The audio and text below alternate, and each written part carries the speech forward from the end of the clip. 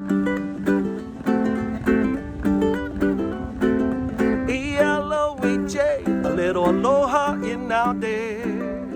Spread a little aloha around the world at breakfast with Bob. Thank you, Poncho Man. Welcome, everybody, to Breakfast with Bob, not quite Kona edition. My name is Bob Babbitt, and we're brought to you by Hoka One One, Master Spas, Clash Endurance, UCAN Hyper Ice, Premium Plus Sports, Form Smart Swim Goggles, and of course, our Challenged Athletes Foundation. In 2021, we sent out 3,038 grants totaling $5.1 million to keep challenged athletes in the game of life through sport. Our next guest, the CEO of USA Triathlon, Mr. Rocky Harris, joins us wearing his Thank God I'm Not Racing medal, which I love. Rocky, how you doing? I'm doing great. How you doing, Bob? I am wonderful.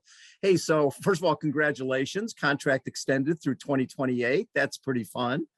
Yes, it is. And it's really been exciting for me to, as you know, I love the sport. Now I get to really double down on it and commit to it long term. And I was already committed to it, but when the board came to me with it, it just made sense to get fully married. So thanks, Bob. So I love it when you came in 2017. And it's funny, I was part of a discussion at USA Triathlon where it was like, what do we need to do? This is before you were hired. It was like, well, one, you need to be working with all the people here, right? You need to be working with Ironman. You need to be working with Lifetime Fitness, with all the players in the sport. We need to be cooperative and work together. And I think the first thing you did before you were even hired is you flew to Chattanooga to sit down with Andrew Messick and say, okay, we're all in this together. Let's grow this sport.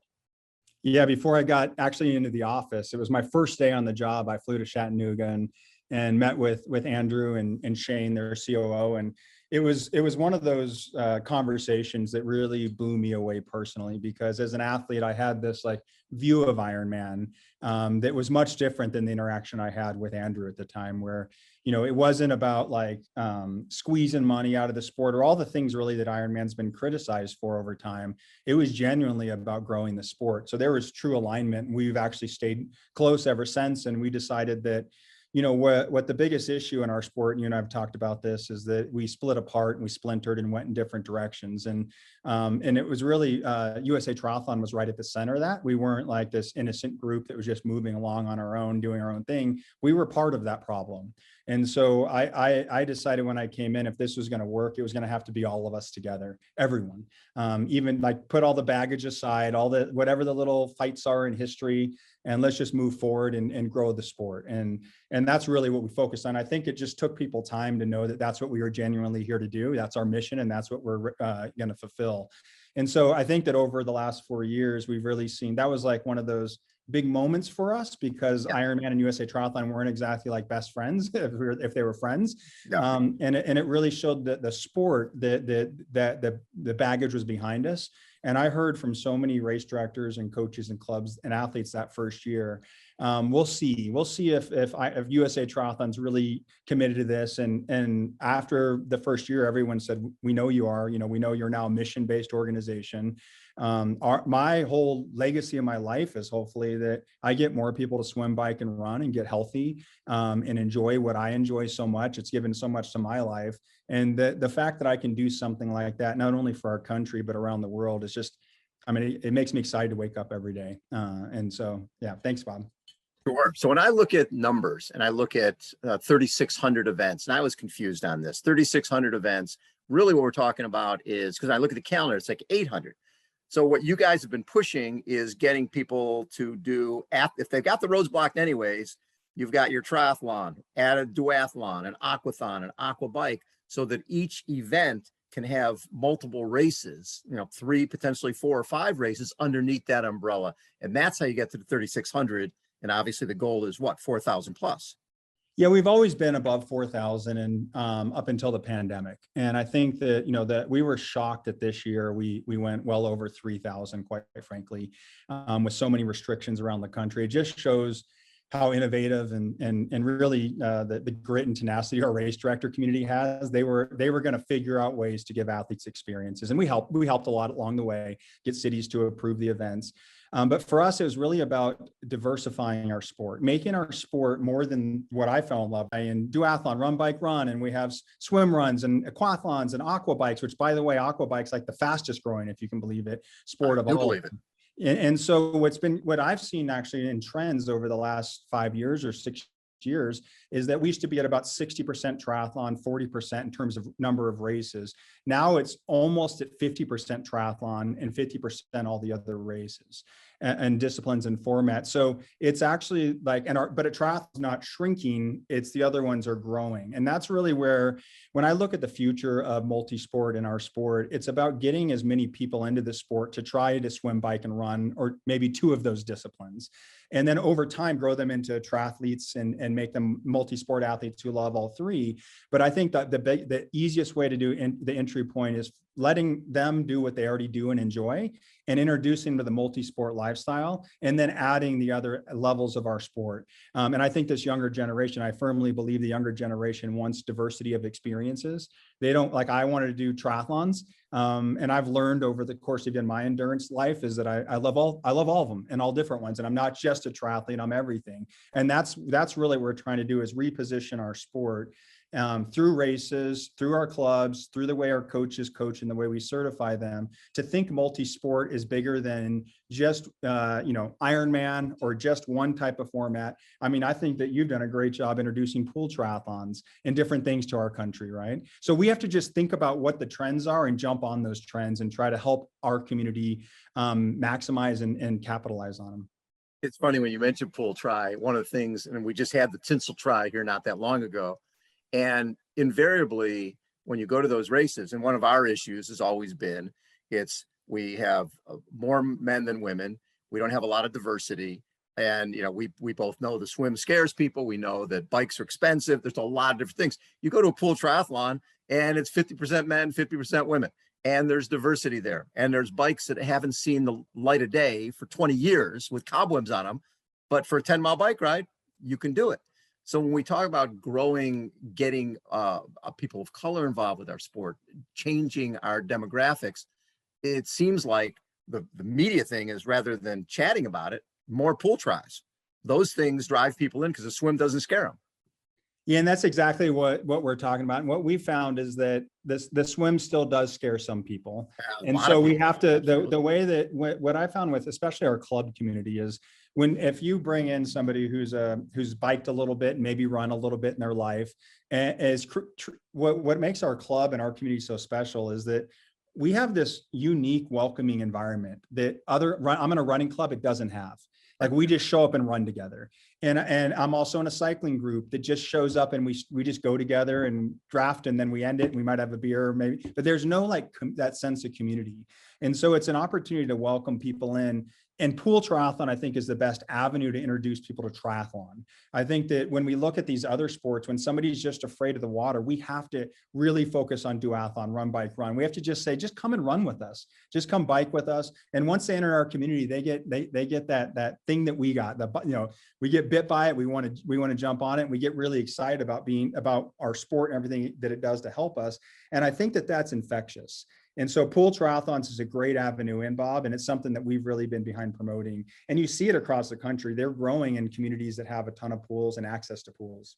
Figure if you got a community, if you got a pool, there's a community there. Nobody's building a pool out in the middle of nowhere with nobody with access to it. The other thing that I look at is we talk about the other things you've been doing.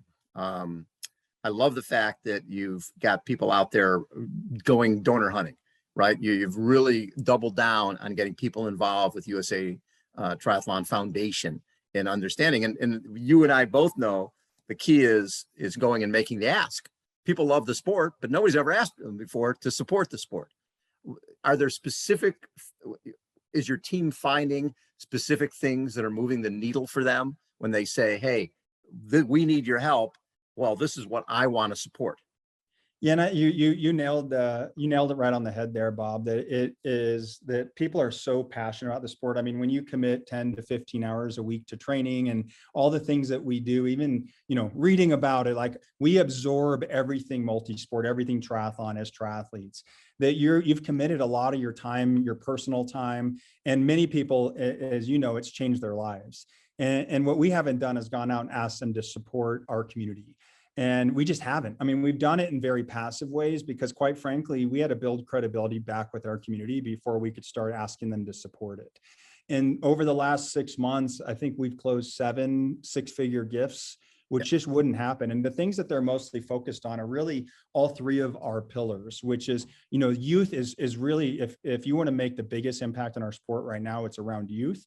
And the reason why is during the pandemic, we don't have the infrastructure swimming has and gymnastics and to just survive through a pandemic, because we don't, even though we might have some clubs that have access to a pool, we don't have as many meetups for youth. What we did with our youth is we treated them like adults and said, race. You should race, and that's how you should focus as a triathlete. So we've been spending the last 3 or 4 years trying to build this infrastructure around them, but it hasn't quite gotten there. And then the pandemic hit, and then that's the biggest thing that hit. So it's bringing youth sport back. The second thing is something that you're so passionate about, and CF's an incredible foundation, is around adaptive athletes and helping adaptive athletes have access to our sport, introducing the sport. And then the third piece is helping Olympic and Paralympic hopefuls fulfill their dreams. So kids, youth and junior elites and kids that are up and comers, like giving them incentives, trying to help them get to races, to help them get the training and equipment that they need to someday hopefully represent our country in the biggest stage. But what we've really seen is that youth has been a big impact one with our donors right now. They want to see youth, grassroots, diversity, equity, inclusion. They believe that youth is, as we all do, is our legacy, right, in the sport, and that we have to. And the good news is, and even the first month of January, we've doubled our youth activity in just this month compared to a year ago. So it's coming back. But the whole problem is there's the root of the problem that we haven't solved, Bob. And the root of the problem is that we have to build communities around our country that don't just focus on adult triathlon because it's the moneymaker, it's easy. It's that they focus on youth triathlon and building youth, because it is a give back. So this year, we invested a ton of money and resources. We're doing all sanctioning for races, all sanctioning for youth clinics are free. We're giving grant money out to help support them. We're removing as many barriers as we can. We're giving out thousands and thousands and thousands of free youth memberships to underserved, underrepresented kids. And race directors, coaches, clubs can have access to free memberships to give out to kids that are in need. So what we're trying to do is remove any barrier we can. We're working with race directors to lower their costs. We're giving out grants. We're doing whatever we can to incentivize the sport to come back. But quite frankly, the issue is we need to get the 3,000 youth swim clubs to start becoming multi-sport clubs. We need to get more high school clubs for triathlon. We need to get more elementary programs associated with triathlon. We already have all this stuff built out. It's just a matter of having the resources to implement it. And the good news is as I've told you all along, Bob, we don't have to come up with ideas in Colorado Springs. We go and see what's happening around the country, and we try to replicate what works and share those best practices across the country. And what we're seeing is that the people who've committed to youth, the people who've committed to pool triathlons and creating access to our sport at all levels are the ones that are having a ton of success right now. I mean, our sport across the board is growing, and it has, other than 2020, because of the pandemic. And I believe firmly it's because we've gone through the growing pains in our sport of the bad actors and the people who came in for the wrong reasons leaving. And now we have the cream of the crop running races. The best coaches in the world are right here in America. The strongest clubs with the best sense of community are right here. And all we have to do is show other communities that don't quite have that how to build it. And it's not us again, it's the city, like San Diego area, it's Boulder, it's all these areas that already have it. And we really have to show them what was built through over 20, 30 years. And this again is a long game, not something they can do in like a year. It's something we have to build for the long term. And that's why I'm so committed to it. And our foundation is really, I believe, the best avenue to support to get that. No question. And when you mention aqua bike, it's interesting because so many of my buddies, the orthopedic reality is a lot of these guys who were runners forever and ever and ever. Now they can't run anymore. And the big push is, well, swim bike done. What is wrong with that? right? You swim, but the key is people want to be at races. Just going and training is great, but if you don't have that exam, why study? So you got people who train and they're like, well, I can't race anymore because I can't run. Well, yeah, you can. You come out and do aquabike, and aquabike is serious. People come out there, man, and they're there to win.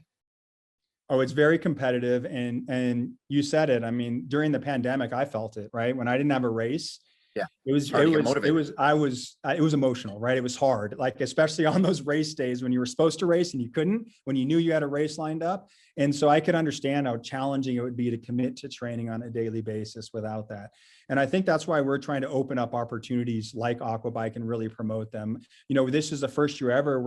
We bring in, I think, about 7 national championships together to create the multi-sport festival, which will take place in Texas, you know, in 3 or 4 or 5 months. It's already, we're already seeing numbers there that are bigger than any national championship we've ever had other than age group nationals. So the community speaking, they want this diversity of experience. They want to go to this festival experience over 4 or 5 days. You know, my wife will do one race, I'll do another one, my kids might do a race. Like, that's what it's all about. Your clubs all go together, they travel, you're cheering them on during their aqua bike while you're doing your aquathlon. And like, that's what our sport, that's what I believe, and it's already happening, but the future of our sport across America is allowing anyone who has any type of swim, bike, or run can go to any of these events and they can participate in something. And that's what we're focused on doing. And really, this is not new, by the way. This is happening across our country. And we're just trying to make sure that every race director, every community is doing it, because it really is working. So one of the areas that I love is college clubs. And we have the Triton Man Triathlon next weekend. And my favorite thing, I think, when I raced there, either in 19 or 18, it was 90% 29 and under, right? All these clubs, all these guys, you're like, people going by you, and there's like 2 kids go by you and their ages combined don't add. It's like 3 of them add up to me. That's my favorite thing in the whole world. And seeing how much these kids love it. And to me, that's the future. When you have 150 kids at Cal Berkeley as part of that club, they're going to fill up our corrals down the line with people who have the income to support the sport. When I look at the NCAA program, I love all things triathlon. But I look at the NCAA program, which is a pipeline for the US women, right down the line. And I see the dollars that go into that. And my gut tells me, gosh, would they be better served going to the clubs, going to Berkeley and going to Stanford and all these big clubs, rather than to, 350 women around the US at the NCAA level. Can you explain a little bit of that to me? Because listen, I like everything but I just feel that I would put more money into those clubs than into NCAA. Yeah, and so I was a collegiate club athlete, a rugby athlete. So I love collegiate club, and I think it is critical for our sports success. It really is. And you bring up Cal Berkeley, which is like just an incredible program. It's very competitive. When you look at NCAA programming, it's a completely different strategy, quite frankly. Okay. If you look at swimming 120 years ago when they became an NCAA sport, I bet it was hard work at the time. There's a bit of investment going into it. But USA Swimming now, guess what they do? All they focus on is youth and getting kids into the sport to swim, because they know they have an entire platform of 200 schools across the country that are going to develop their athletes at the NCAA level. They have free training for 4 years. The best coaches in the world are training at NCAA programs in America. So the long term is that, yes, we have to invest up front. We have to invest time, effort, resources up front. But once we hand it off to the NCAA, when we hit 40 schools, which we're going to in the next month, then we hand it off over the next year. We don't have expenses anymore. We don't have to oversee it. And we hand it off to them. And for 100 years, it's providing opportunities for women. Again, this is the 50th anniversary for Title IX. It's incredible that we're doing that, but it's also going to create talent. I'm already seeing this, Bob. When I looked at, I always do analysis, this, because I like to pay attention to these things. When I look at our collegiate club athletes, it's broad-based, it's significant, like stud athletes across the board, no doubt about it. When we look at our NCAA athletes, it's not only about providing opportunities, it's about providing talent, like you mentioned. And what I've seen over the last 2 years is dramatic change. When I was at the Junior Elite National Championship in 2019, the top 3 women all went to NCAA programs. They chose NCAA programs. That never would have happened. That just wouldn't have happened 3 years ago, 4 years ago, 5 years ago. They all picked NCAA programs. When I looked at the results from our last NCAA championship, the top female at collegiate club nationals for Draft Liga would have finished, I think, 25th. And she was an NCAA swimmer who happens to be on the triathlon club. The first one that would have finished with just being a pure club athlete would have finished 35th in the NCAA championship. Huh. So when it comes to broad-based, yes. When it comes to, we only get to bring 3 women to the Olympics every 4 years. So it's really about finding the right athletes. And what we found in our country is that, and this, again, the decision to add NCAA happened in 2014, well before I got here. But I just believe so firmly that while you invest a lot of time, I'm sure Tim Yant will love all that time back to do other things.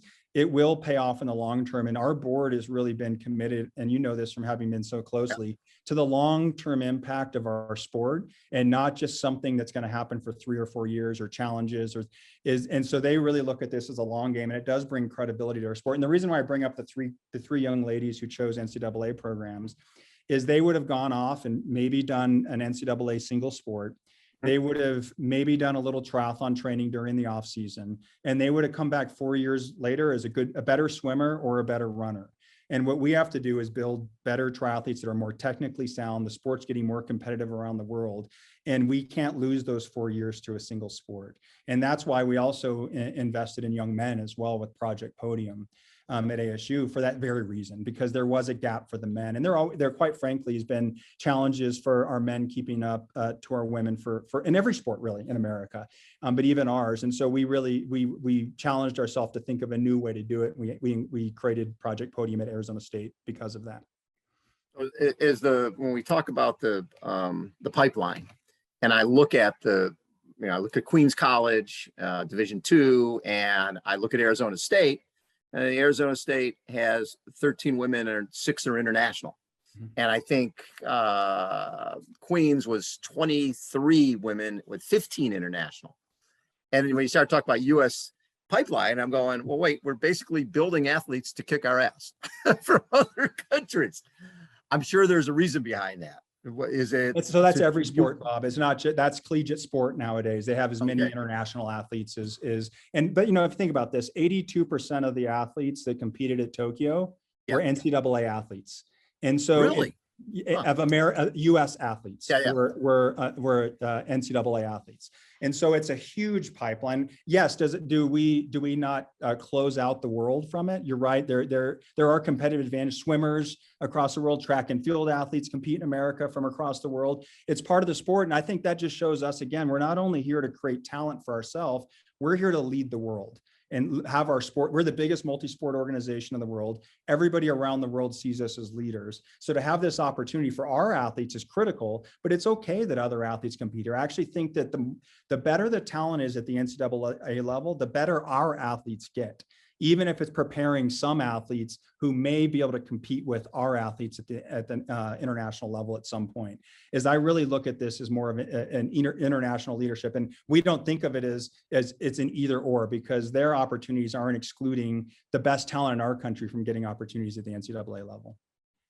The Super League guys have created the arena games, which I know you love, and you see that e-games, and really when I talk to Michael Dolston Macca about the arena games, they see that as a potential Olympic sport, that this could be in the Olympics down the line. I'm sure you're going along with that.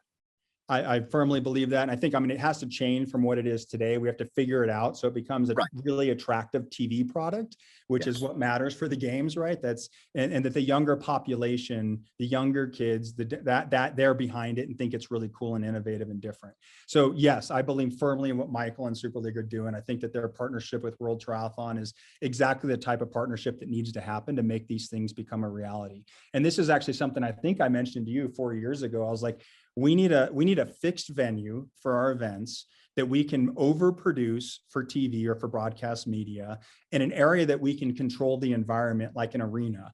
And we need to be able to do it in a way that's exciting and different. I think my silly ideas were like to create an obstacle course swim, where you swim, like you have to jump over something, swim, and then swim back, and then you jump on a, but like, it's all got to be integrated through technology, which is right now we're at the place where technology can be integrated with training, with Zwift and all the other Peloton, but it's not quite at a place where you're e-gaming or doing what my daughter does, roadblocks, where you build your own, cities. Like when we can actually like interact with it, build our own courses that are real, and then we end up racing on them, then I think that we get that younger generation really involved, where they're building the courses that we're racing on and make it. But I think that that's years away. Will it be an Olympic sport? I believe it will be. Will it be by 2028? I think that the technology has to catch up a little bit, but I firmly believe in what they're doing. I'm really excited. Anything new, I'm excited about, because it's worth trying. We're a couple years into your being there at USA Triathlon, and then all of a sudden COVID hits, right? And a huge chunk of your guys' revenue comes from people. They buy insurance for these races. They become members. How did you guys pivot? Yeah, it was tough, Bob. We actually, we were fortunate that our members are so loyal to us. We had over, 80 something % of our adult members renew without even racing. Right. So we just have a very loyal base of supporters. So that helped us get through it. But at first we were obviously concerned. We had to make drastic changes, not little changes. We sold our building that we work in. We leased it back now. So, which is always, it's good for me. I'd rather just be in the triathlon business than operating a building. We had to cut our expenses like everybody. I mean, we did everything that every company and we're an event-based membership company. And what we did is we decided to give any money that we made, any money that we raised back to our community. So we focused on generating revenue and we gave unprecedented number of grants out to race directors, coaches, and clubs. But Bob, it wasn't easy. And I think that when I had those sleepless nights, fortunately or unfortunately, I had a lot of conversations with small business owners that were struggling a lot more than we were. And so it always put it in perspective to me when I talked to the race director who, invested all this money and now it was going away and wasn't going to be able to hold the race to earn their money back, or the coach that was, concerned about feeding her family groceries, which I think I told you this, like I sent her grocery money for a month, right? Just to get her I personally sent it to her. Yeah. Like those were the things that were hardest for me, knowing that people that loved our sport weren't going to be able to work in it. And what we found though, 2 years later, is that our sport's stronger than ever. Not only did our sport survive, but it gave me so much confidence in our organization because we rallied around it, we adapted. And if a pandemic it hurt our business for 1 year and we made it back last year. So we're in a good spot right now as an organization. Our sport's in a good spot. It's better than ever. And I think that what happens with something that, when you face challenges, this is why I love our sport. This is why I've always loved challenges, is it just makes you stronger.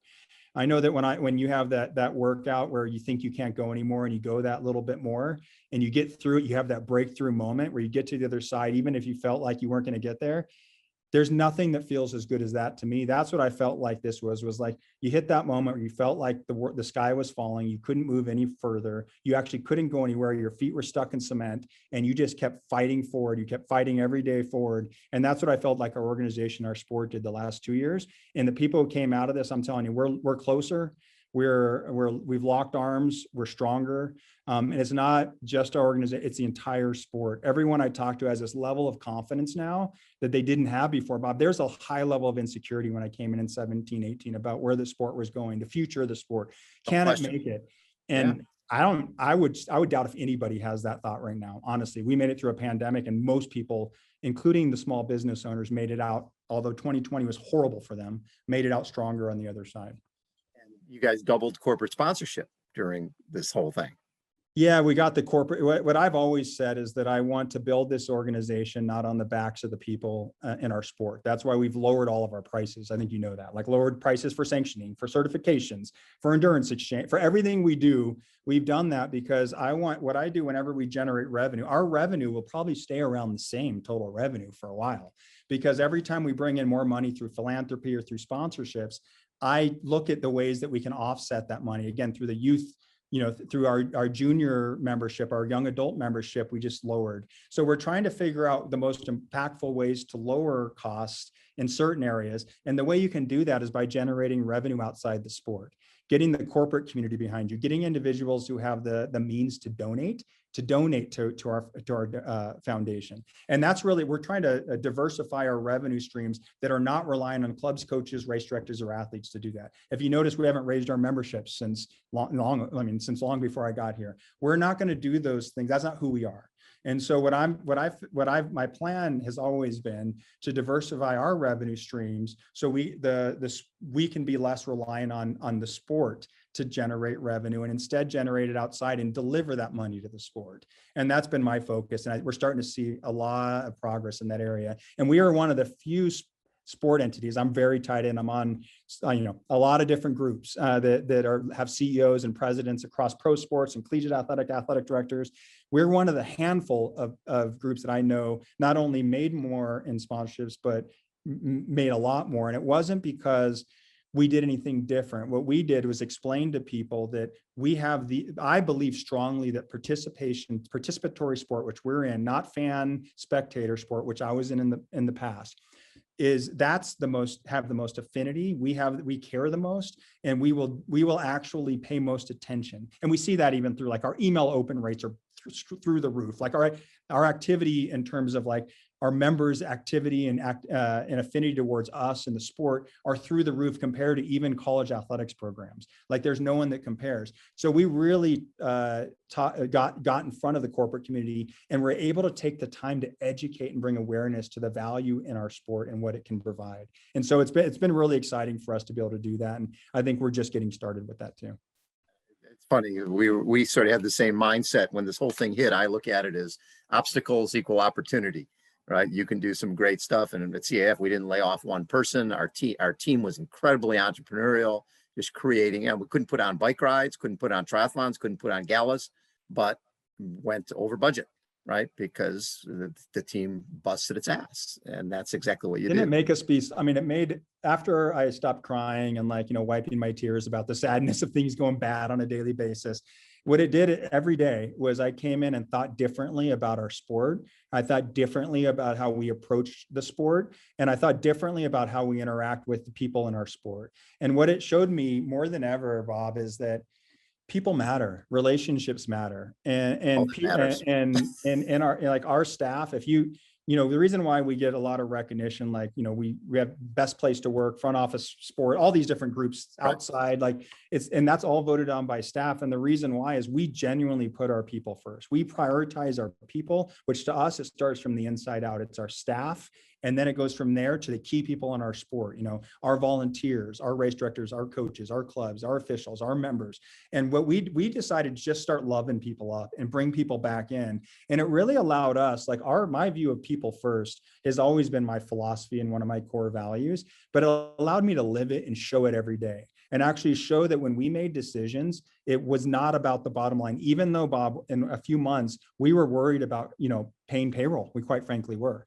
But we always made the decision in the best interest of our staff and our sport. And now I think that's why the team is so behind us and so a part of it, and the sport is, because they saw that we weren't just talking, we weren't just noise. We actually stood behind it at the toughest time, and we were tested, and we proved ourselves that we were going to stand by what we did and take action based off of it. So Olympics and Paralympics, 7 Olympic and Paralympic medals, 3 golds, 3 silvers, 1 bronze. You had to be a pretty proud guy just seeing the fruits of the labors. Yeah, I mean, it was one of those experiences for me that, of course, that I'll never forget, because, when you have, athletes, elite athletes that reach such a pinnacle of their career, and they get an opportunity to do something that very few people, it's like less people than win a Super Bowl, right? Like it's very few people get to do. Right. It was bigger than that, because we were representing our country. We were representing more than just I worked in NFL teams, like just a brand on our chest, more than just a school. No offense to the college athletics departments out there. We were representing our entire country, and it made me really proud to see our athletes fulfill their dreams and reach their potential. I mean, we won the most combined medals of any country. Our athletes, I would say that what it showed me more than anything is that American athletes and our elite athletes, our elite triathletes and elite para-triathletes are gritty. They can fight, they can face any challenges we mentioned before. They're more adaptable, because for them to perform so well on those days, it showed that our athletes, not us as a governing body, our athletes were more prepared to compete, I felt like, than any other country. And I attribute that to our staff, I attribute that to their coaches, but most importantly, the athletes, they were incredible. And what made me so proud, Bob, is I almost feel like our elite athletes are like my little brothers and sisters. That's me saying that. They're like more like my kids, right? Like for age wise. And to see them reach their goals, to see Kevin McDowell be the best male finish ever, to see our 4 athletes compete in the first mixed relay, the most exciting TV event I've ever seen in our sport. Ever, yeah. To see them work as a team in an individual sport, to see Kendall Gretsch with the best finish I've ever seen in a race. And I was standing there cheering with the CEO of the US Olympic and Paralympic Committee, hugging the athletes. We had the athletes in the stands, and then Kendall came up afterwards, and just these experiences, it's unbelievable. And I can't wait till our fans can be there again to experience what I was able to experience. But, seeing the kid try his first triathlon, seeing somebody loses a lot of weight or overcomes cancer, try a triathlon, seeing our elite athletes fulfill their dreams at the Olympic and Paralympic Games. That's why we do this. And this is why we love our sport. And I think that because our sport's such an independent and individual sport, it's why we need to be closer together than ever before. It's why I just firmly believe this, that when I had my multi-sport community around me, I was at my best. And when I got injured and I didn't have it, I was wondering what was missing in my life. I was still training a little bit, but I was missing that community. And that's what I think was so fun about the Olympic and Paralympic Games. Our community got behind our athletes in a big way. And I can't wait till hopefully some of them can go to Paris and everyone's going to LA. That is going to be quite an epic experience too. Well, we got guys just interviewing Kendall an hour ago, and she's heading off to Beijing to hopefully get more medals. She's going to be competing in 7 events in the Winter Games. I think she's one of the best athletes I've ever worked with. And I've worked with some specimens, some incredible athletes. So when I went up the incline with her, which is a little hike here, it's a mile, but you climb 2,000 feet. Yeah. And she was probably the strongest athlete I've ever seen go up the incline. She did obviously with just her arms. And she had crutches for some, and right. I was so impressed with her strength, and again, it shows she's a special person and a special athlete.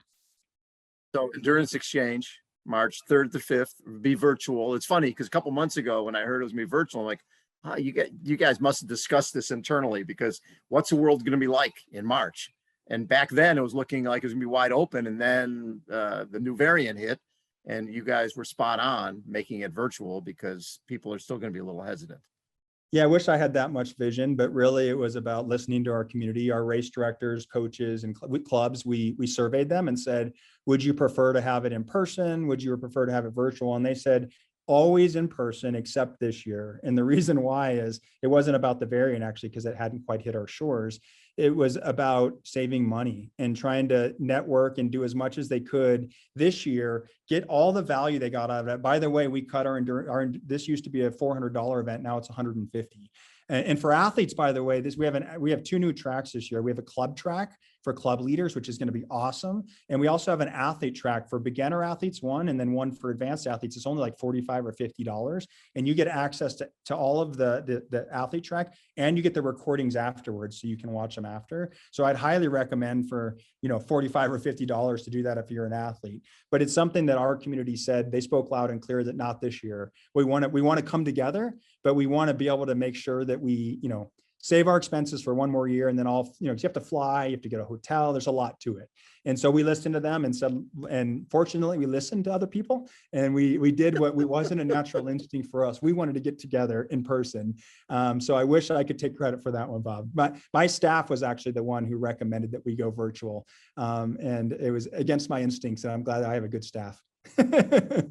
Rocky's always a treat. I always enjoy chatting with you. I think we both share a love of this crazy sport and the athletes who participate in it. And you're doing great stuff. I love what you're doing. And I love that you'll answer any dumb question I toss out there. Anytime. And I'll say this, that I am so proud to be associated with this sport. And Bob, you're one of the first people I met. And I remember after I met you, had a quick interview with Barry Siff, our former board president at Kona. You had me on. And afterwards, I walked away from there and I said, okay, this is where I'm supposed to be. Because what we talked about that day was only maybe a 5 or 10 minute interview. It was like nothing I talked about in college or pro sports. It was like everything that I want to talk about, I was able to talk about with you that day, and just showed me I was in the right spot. So thanks so much for always making me feel at home and welcome in this sport. And we still have a lot to do though. So let's get it, roll up our sleeves and get it done. We got a lot more to do. We do. Thank you, Rocky. Rocky Harris has been our guest, everybody. Again, Breakfast with Bob, not quite Kona edition. Get out there and train, and we'll catch you next time. See ya.